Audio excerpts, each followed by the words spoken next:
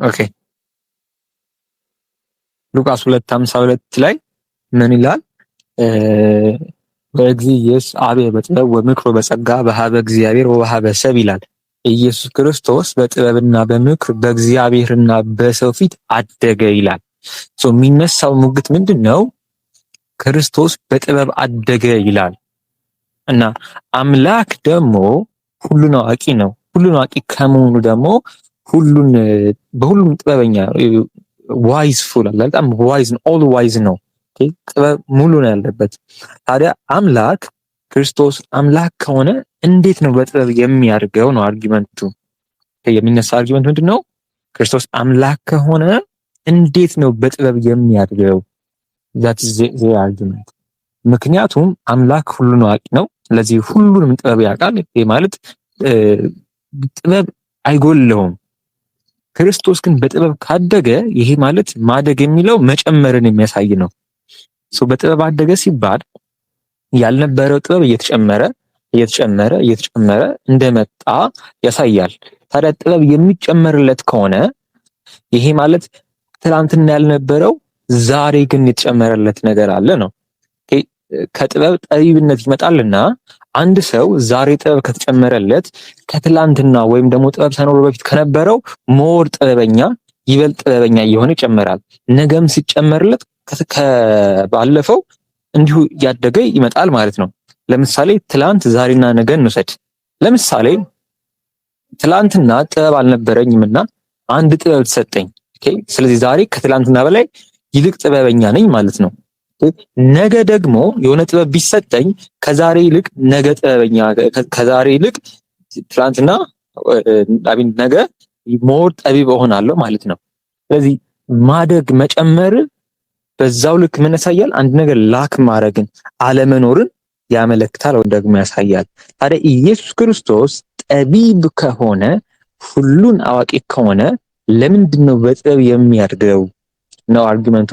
ይሄ ነው አይደል የጠየቅከኝ ልጅ ከስር ክርስቲያን? ይሄ ነው አይደል አርጊመንቱ?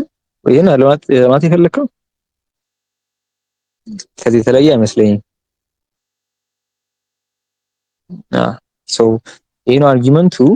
አክቹሊ ይሄንን አብዱሎችን በጣም ደጋግመው የሚያነሱት ነው። የሚያነሱት አርጊመንት ነው። ለምሳሌ አህመዲን ጀበል ኢየሱስ ማን ነው? ሶስት ጥያቄዎች በሚለው መጽሐፉ ገጽ 26 ላይ እንዲህ ይላል። የሉቃስ ወንጌል ምዕራፍ 2 ቁጥር 52 ላይ ኢየሱስም በጥበብና በቁመት በሞገስም በእግዚአብሔርና በሰው አደገ ይላል። ኢየሱስ አምላክ ከሆነ እንዴት አምላክ በጥበብ ያድጋል? ከማደጉስ በፊት ፍጹም የሆነው አምላክ ሁሉን አዋቂ ነው። የቀድሞውን የአሁኑንም ሆነ የወደፊቱን ያውቃል። ኢየሱስ ግን ከጊዜ በኋላ ነው በጥበብ ያደገው። ታዲያ እንዴት አምላክ ይሆናል ይላል። በጣም ቀላል አርጊመንት አለ። ሜን አርጊመንት ነው። አንድ ምላሽ አለ። ቅድም እንዳልኩት ይሄው ምንድነው ሰው ከመሆኑ አንፃር ይባላል። እንደዚህ አይነት ምላሽ ይሰጣል። ግን ብዙ ጊዜ ይሄንን ዲፋይን ያደርጉትም እኮ ሰው ስለሆነ ጥበብ ክርስቶስ ጎሎት ነው ያደገው። እንደዛ ከሆነ ስቲል የሆነ የምናነሳው አርጊመንት አይጠፋም ማለት ነው። ግን ሁለት አይነት መልሶች ነው ያሉት ቤተክርስቲያን ውስጥ። አንደኛው ሞር እንድታውቁት ለእውቀታችሁ ነው ማስቀምጠው። ሌላኛው ግን ኮንቴክስቹዋሊ እኔ በግሌ ያሳምናል፣ ይሄ ነው ትክክለኛ ፍቹ ብዬ የማቀርበው አካዳሚክ አርጊመንት ይሆናል ማለት ነው። ዘ ሴም ቲንግ ነው። በመንፈስ ጠነከረ ሲባል እንመጣበታለን አብረን እኮ አያይዘን። ድጋሚ ነው እየላኩት ያለሁት እንዴ? አንድ ጊዜ ቆይ እላክላችሁ እንትኑን ማለት ነው። አንዱን መልስ እንመልከት አብረን።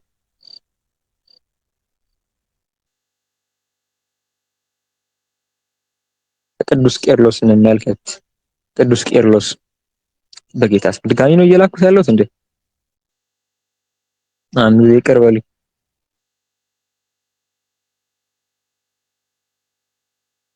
እሺ ይሄው የቅዱስ ቄርሎስን እንመልከት። አንድ ቅዱስ ቄርሎስ የሚሰጠውን መልስ ማለት ነው። ቅዱስ ቄርሎስ ይህንን ክፍል ጠቅሶ ምን እንደሚል እዩ። ትንሽ ይከብዳል። የቅዱስ ቄርሎስን ላንብብላችሁና ምን እያለ እንዳለ አብራራላችኋለሁ። የአባቱን ስራ የፈጸመ እርሱ ራሱ ክርስቶስ ነው። አንደኛ ሩቅ ብእሲ ብቻ እንደሆነ አናውቅም፣ እርሱ ነፍስና ሥጋን የተዋሃደ የባህሪ አምላክ ነው እንጂ። እንዲሁ ቀድሞ በነበረበት በጌትነቱ በገንዘቡ ግብ ጸንቶ የኖረ ሰው የመሆኑን በምስጢር ቢፈጽም በስራው ሁሉ ከአባቱ ጋር አንድ ነው። ቀናውን የሚታመን ሰው የመሆንን ስርዓት የሚክድ ማንም ማን የለም። ሕፃን ክርስቶስ በየጥቂቱ ያድግና ይጸና እንደነበረ ከጥበብ ወገን ይመላ እንደነበረ የአምላክነትም ክብር ገንዘብ እንደሆነ ተናገረ። ዳግመኛም ኢየሱስ በአካል በጥበብ የእግዚአብሔርን የሰውን ፍቅር ይዞ በርትዕት መለያል ያድግ እንደነበረ ተናገረ። እኛም ጌታችን ኢየሱስ ክርስቶስ አንድ አካል አንድ ባህሪ እንደሆነ እናገራለን። ለአምላክነቱ ለሰውነቱ የሚገቡ ምግባራትን በተዋህዶ አንድ አድርጎ ለእርሱ ሰጥተን እናገራለን። ለስጋ የሚገባ ስርዓት እንደመሆን በየጥቂቱ ማደግን በእውነት ገንዘብ እንዳደረገን እናገራለን። የባህሪ አምላክ እርሱ በደንብ አስተውሉ። እዚህ ጋር የባህሪ አምላክ እርሱ ለወደደው ስራ እንደሚገባ ይህን የተቀበለ የስጋ ህዋስ አያያዝን በጌቱ ይጸናል፣ ያድጋል። ሰው ምን እያለ ነው? ክርስቶስ በጥበብና በቁመት አደገ የሚለውን መጀመሪያ በቁመት የሚለውን ያነሳል። ኦብቪየስሊ ክርስቶስ ሰው ነው፣ ሰው ሆኖ መጥቷል። እዚህ ሰው ደግሞ አለ ቀስ በቀስ ነው የሚያድገው አይደለ? ይሄ ማለት ቀስ እያለ ነው ቁመት ምን ጨምረው።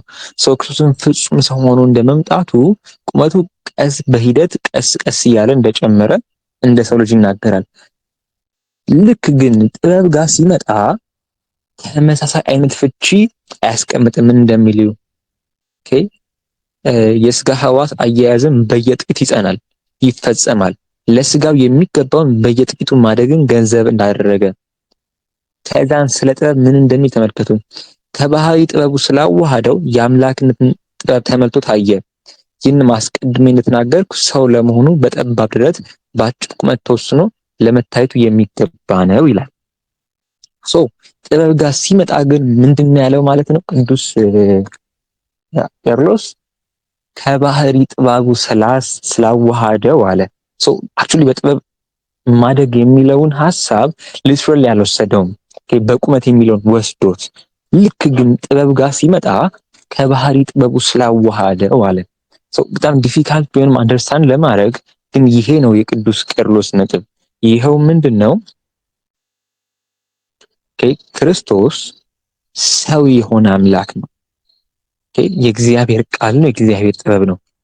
ታዲያ ጥበብ ይሄ የእግዚአብሔር ጥበብ የሆነው አንደኛ ቆሮንቶስ ምዕራፍ 1 ቁጥር 24 ላይ ያለው ማለት ነው። ኢየሱስ ክርስቶስ ስጋን ተዋህዶ በየጥቂቱ አደገ። ክርስቶስ ስጋን ከባህሪ ጥበቡ ጋር አዋህዶት ወይም ደግሞ የባህሪ ተዋህዶ ኖሮ እና ጥበብ ደግሞ ሰው ሆና በየጥቂቱ እንዳደገች የሚያሳይ ነው። ጥበብ አደገ የሚለው ብሎ ይፈታዋል። አንዱ ኢንተርፕሬቴሽን ነው። እንድታዩት ነው ይሄን እንጂ አክቹሊ ይሄ አይደለም መልሱ፣ ይሄ አይደለም ይሄ ሰፊሽንት ነው ማስቀመጠው አይደለም። ናው ሌትስ ጌት ቱ በቃ ትክክለኛው መልስ ወይም ደግሞ ሰፊሽንት የሆነ ያረካችኋል ብዬ ወደማስበው መልስ እንግባ። ከዛ አስቀድመን ይሄን አርጊውመንት ሂንጅ የምናደርገው በአንድ ነገር ላይ ነው። ይኸው ምንድነው? ኢንክሉዚዮ ይባላል። ኢንክሉዚዮ ማለት በመጽሐፍ ቅዱስ ውስጥ ወይም ደግሞ በኤንሸንት ታይም የሚጠቀሙበት የአጻጻፍና የአነጋገር መንገድ ሲሆን ይኸው ምንድነው? አንድን ሐሳብ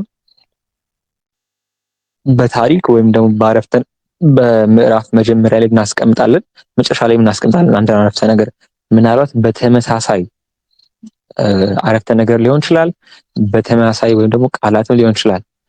ግን የዛን መጀመሪያና መጨረሻ ላይ ያስቀመጥነውን ሐሳብ ግን የምናብራራው መሃል ላይ ነው እና ኢንክሉዚዮ ይባላል። የላቲን ወርድ ነው።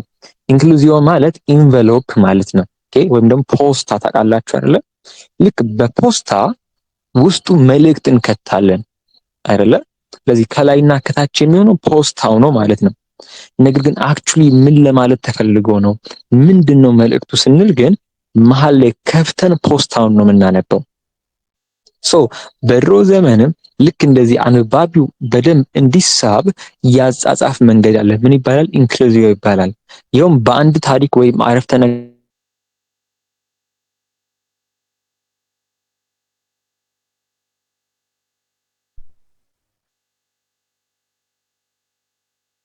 ከመጽሐፍ ቅዱስ ምሳሌ ልስጣችሁ።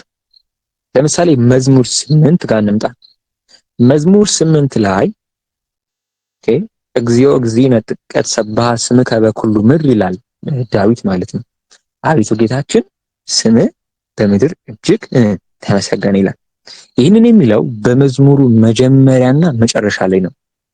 አሁን አንድ ሰው አቤቱ ጌታችን ስም በምድር እጅግ ተመሰገነ ሲል እንዴት ማለቱ ነው የሚለውን ለማወቅ ከቁጥር 2 እስከ 8 ያለውን አንብቦ ነው የሚረዳው። ከሚጠቡ አፍ እማፈ ደቂቅ ወሕፃናት እያለ ከሚጠቡ አፍ አንደበት ለራስ ምስጋናን አዘጋጀ እያለ እንዴት እንድትመሰገነ ይነግረናል። So now you have your understand.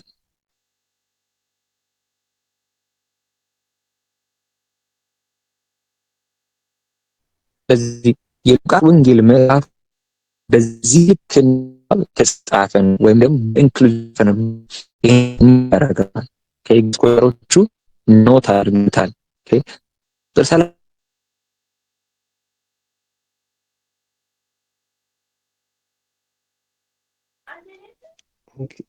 ዲን ምናልባት ተቋርጠሃል። እሺ እንትን ስልክ ገብቶብኝ ነው ሶሪ። አሁን ሰማ ባኩት አሁን መልመታል ገን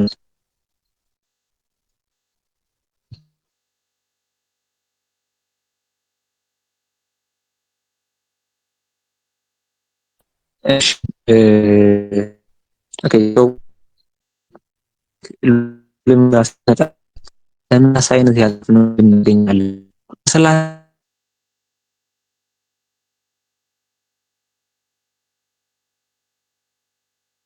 እሺ አመለው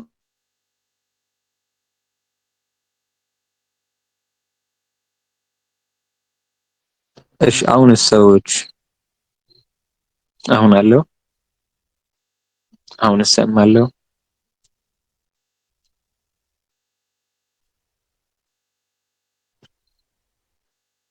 ያ በጣም ነው አዝግ ነው። ኦኬ ሶ እሺ ሶ ኢንክሉዚዮ ላይ ሰምታችሁኛል በደንብ ኢንክሉዚዮን ሳብራራ እና ምሳሌ የሚሰጥ ገብቷችኋል ኢንክሉዚዮ ምን እንደሆነ። በቃ እሱ ላይ ነው ሜን ፖይንቱ አለ እሱ ነው። በቃ ኢንክሉዚዮ ምን እንደሆነ አንደርስታንድ ካደረጋችሁ now you can make the argument ኢንክሉዚዮ ምን እንደሆነ ነው ማወቅ አለባችሁ። ሶ ኢንክሉዚዮ ላይ ሰምታችሁኛል ኢንክሉዚዮ ምን እንደሆነ ገብቷችኋል። ባይ ዘ ዌይ ሁልጊዜ ዲፕ መግባት ስለምፈልግ ነው እንጂ ሌላ ነገር አይደለም። እንትን ማለት እንደዚህ ካልተረዳችሁ ስለማይሆን ማለት ነው። ናይስ so now if you understand what inclusio is then ቅዱስ ሉቃስ ኢንክሉዚዮን ተጠቅሟል የሚል ጥያቄ ነው የማነሳው። ቅዱስ ሉቃስ ቁጥር 39 ላይ ክርስቶስ ከቤተሰቡ ጋር ወደ ናዝሬት እንደተመለሱ ነግሮን ያበቃል። ሰው ጋር በቃ ጨረሰ። አሁን ከቁጥር 40 ምዕራፍ 2 እስኪጨርስ ከቁጥር 52 ድረስ አዲስ ታሪክ ነው የሚጀምረው። ሶ ኢንክሉዚዮ ምን እንደሆነ ራሱ አውርተናል ማለት ነው። ሶ ኑ ቁጥር 40 ታሪኩን ሲጀምርና ቁጥር 52 ታሪኩን ሲጨርስ ምን እንደጻፈ እንመልከት። ምን እንደጻፈ እንመልከት። እንግዲህ የአንድ ታሪክ ሲጀምር ይሄም ክርስቶስ ወደ ቤተ መቅደስ ሄዶ በዛ ከሚገኙ መምህራን ጋር ከአይሁድ መምህራን ጋር ማውራቱን ሊተርክ ሲል እና ታሪኩን ሲጨርስ ምን እንደጻፈ እዩ። ቁጥር 40 ሕፃኑም አደገ በጥበብ ሞልቶ በመንፈስም ጠነከረ የእግዚአብሔርም ጸጋ በእርሱ ላይ ነበር። ናይስ ኦኬ። ቁጥር 52 ኢየሱስ ደግሞ በጥበብና በቁመት በሞገስም በእግዚአብሔር ፊት ያድግ ነበር። በቁጥር 40 እና በቁጥር 52 መካከል መመሳሰል አለ ወይስ የለም? እና ይሄ ደግሞ ኢንክሉዚዮ ለመሆናቸው ኢንዲኬሽን ነው ወይስ አይሆንም? ሰዎች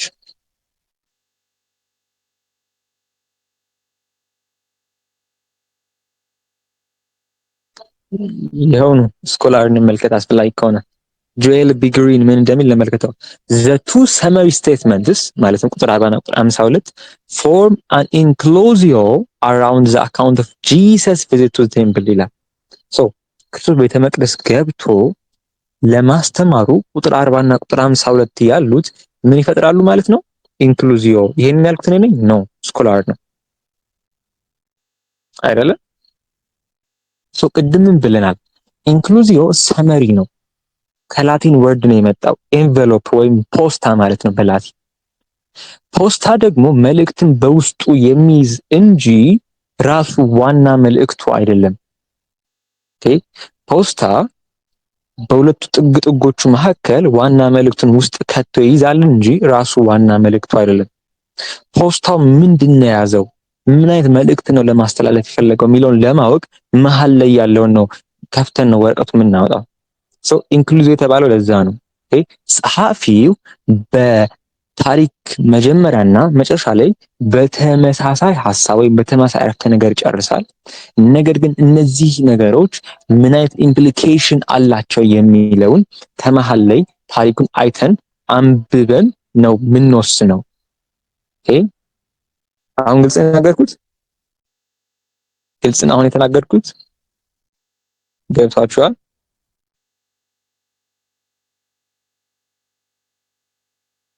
ይሆናል ብቻ አይደለም። አገቭ ስኮላር ሰጥቷችሁ ኮንሰንሰስ ላይሆን ይችላል፣ ግን ስቲል ብዙ ስኮላሮች አሉ ይሄ ኢንክሉዚዮን እንደሚፈጥር የሚናገሩ። ያው ስኮላር ሰጥቷችሁ ግልጽ ነው ወይ?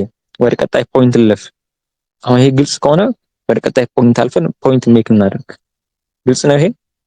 እሺ ቢያንስ ጠየቀኝ ልጅ ግልጽ ነው የተናገርኩት ይሄ?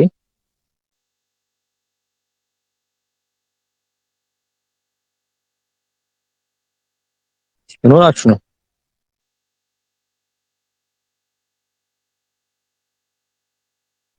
ሶ አሜዚንግ። እሺ ሰው ፎሎ ካላረጋችሁ አይመለከተኝም ማለት ነው። ሶ ናው የምናደርገው ነገር ምንድነው መሰላችሁ? እዚህ ጋር በጥበብ አደገ ሲባል ኦኬ ምን እያለ ነው? አሁን ኮንቴክስቱ ክርስቶስ በጥበብ አደገ ሲባል በጥበብ ጨመረ፣ የማያውቀው ነገር ኖሮ እያወቀ እየተገነዘበ መጣ እያለ ነው። እንደዛ ከሆነ በኮንቴክስት ውስጥ ምን እንጠብቃለን ማለት ነው ጋይስ? ክርስቶስ ሲያድግ ሲማር እንዲያሳይ እና እንዳይመለክት እንጠብቃለን። ሶ ኮንቴክስቱን እንመሳየው ከለተሲ ኤታሲ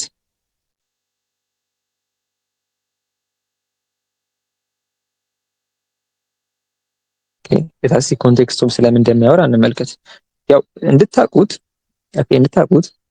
ወደ ቤተ መቅደስ ይሄዳል ክርስቶስ እና በ12 ዓመቱ ያው እዛ እያለ ቤተሰቦቹ ከዘመዶቹ ጋር ያለ መስሏቸው ጥለውት ይሄዳሉ ማለት ነው። ከዛም በኋላ እሱ ሲመለክ ይፈልጉት እሱ ቤተ መቅደስ ከአይሁድ መምህራን ጋር እያወራ ነው። አሁን በደንብ እናንብበው መሀል ላይ ምን እንደሚል። ከ3 ቀንም በኋላ በመምህራን መካከል ተቀምጦ ሲሰማቸው ሲጠይቃቸው በመቅደስ አገኙት። የሰሙትም ሁሉ በማስተዋሉና በመልሱ ተገረሙ ይላል። ባዩትም ጊዜ ተገረሙ። እናቱም ልጄ ሆይ ለምን ደረክ? እነሆ አባትና እኔ እየተጨነቅን ስንፈልግ ነበር እያለ ይቀጥላል። ሰው አስተውሉ። እንደውም ኮንቴክስቱ ክርስቶስ የማያውቀውን ነገር ኖሮ እንዳወቀ ወይም እንደተገነዘበ ሳይሆን የሚያሳየው በተቃራኒው ዕውቀቱና ጥበቡን ለሰዎች ገልጦ እንዳሳየ ነው የሚያመለክተው። እንደውም ክርስቶስ የሆነ የማያውቀው ነገር ኖሮ እንዳወቀ ወይም እንደተገነዘበ ሳይሆን እንደውም ጭራሽ እንደገለጠ ወይም እንዳሳወቀ ነው የሚገልጸው። ለዛ ነው ቁጥር 17 ላይ የሰሙትም ሁሉ በማስተዋሉና በመልሱ ተገረሙ ይላል። የሰሙትም ሁሉ በእርሱ ማስተዋልና መልስ እንዲገረሙ እርሱ ጥበቡን ዕውቀቱን መግለጽ አለበት። ያም ዕውቀት ጥበብ ደግሞ እነሱ የማያውቁት መሆን አለበት እንዲገረሙና እንዲደነቁ።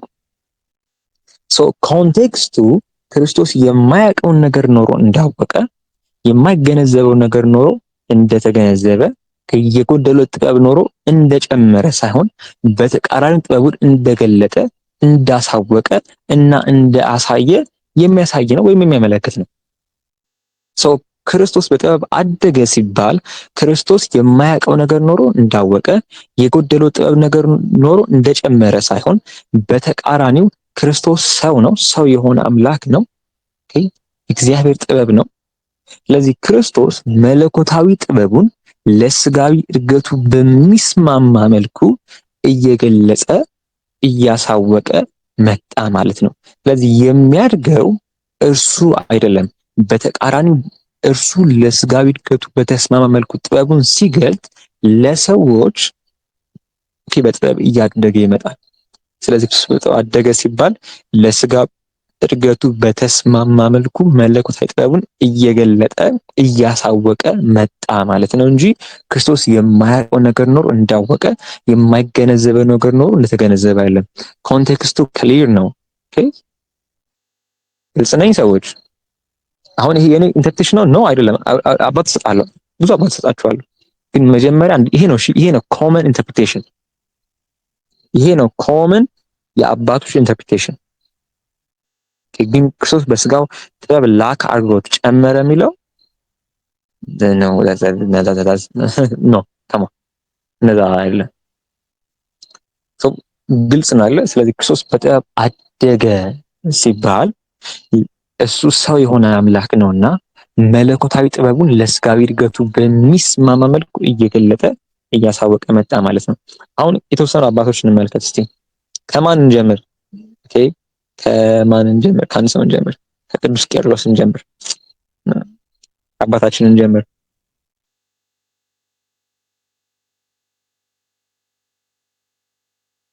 ኦኬ፣ ተመልከቱ ቅዱስ ቄርሎስ ምን እንደሚል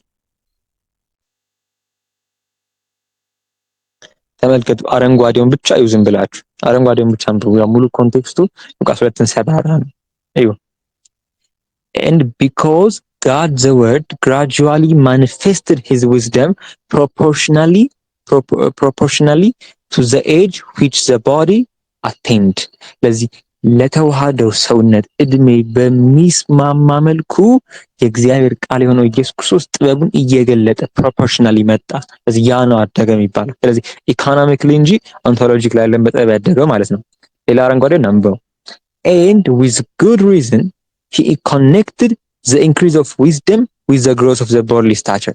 ለዚህም ነው የጥበብ ማደጉን በቁመት ወይም በአካል ከማደጉ ጋር ያገናኘው ይላል። because the divine nature revealed its own wisdom in proportion to the measure of the bodily growth. ምክንያቱም መለኮት የራሱን ጥበብ ለስጋዊ እድገቱ ለአካላዊ እድገቱ በተስማማ መልኩ ሪቪል ያደርግ ነበረ፣ ይገልጽ ነበር ይላል። ዝቅለን አንብብ። ሌላ አረንጓዴ thou sees him advancing in wisdom and grace. ክርስቶስ በጸጋና በጥበብ ሲያድግ ስትመለከቱት by reason of his becoming known unto many as being what he was. እርሱ የሆነው የእግዚአብሔር ጥበብ ነው። የሆነውን ነገር ማለት ጠቢብ መሆኑ ለብዙ ሰዎች እየታወቀ መጣ ማለት ነው። ስለዚህ የሚያርገው ለኛ አእምሮ ኢኮኖሚክሊ እንጂ እርሱ የማያውቀው ነገር ኖሮ እንዳወቀ የሚያመለክት አይደለም ማለት ነው። ሌላ አንድ አባትን ጨምር። ሌላ አንድን ጨምር።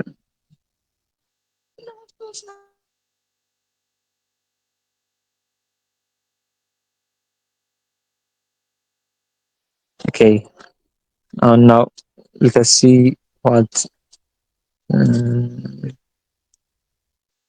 Athanasius is saying in Neum እንደሚል of the body then በደንብ you guys። አሁን ብዙ ጊዜ አትናቴዎስ ክርስቶስን በስጋው አድጓል፣ በስጋው በጥበብ አደገ ሲባል የማያውቀው ጥበብ ኖሮ እንደጨመረ ተብሎ እንደተናገረ አድርገው ብዙ ሰዎች ሚስኮት ሲያደርጉ ያለው፣ በተለይ ደግሞ በሌላ ሳይድ ያሉ ሰዎች ማለት ነው፣ ኦሪየንታል ያልሆኑ። ግን ምን እንደሚል አትናቴዎስ ይሁ of the body then is the advance for its advancing። ስለዚህ የስጋ ማደጉ ይሄ ነው። ተመልከቱ፣ የጥበብ ማደግ ሊያስረዳ ነው። it's advancing in it advanced also the manifestation of the Godhead to those who saw it.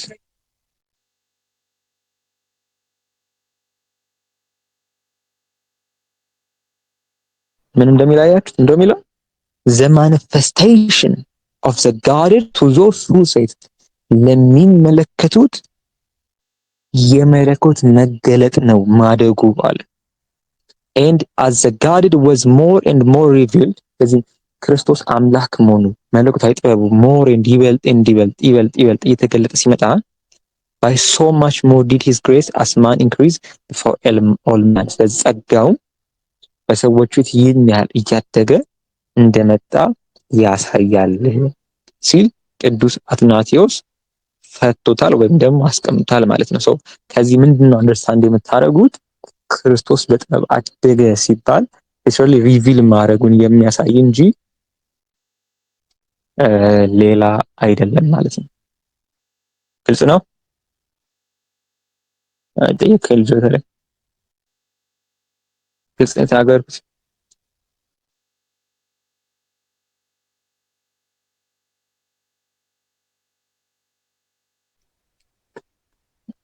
ግልጽ ነው አይደለ? ይኸው የሚከብድ ነገር አልተናገርኩም።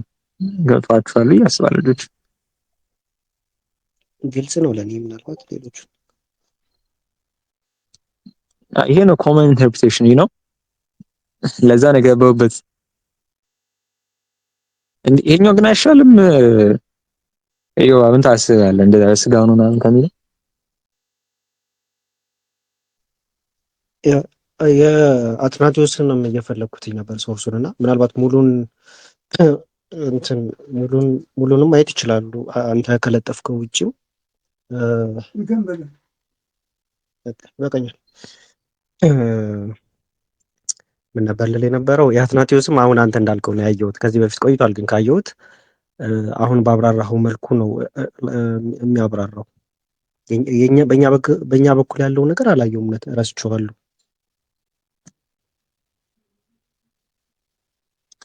አባ ሞር ምንድነው ለማድረግ እየሞከር ነው።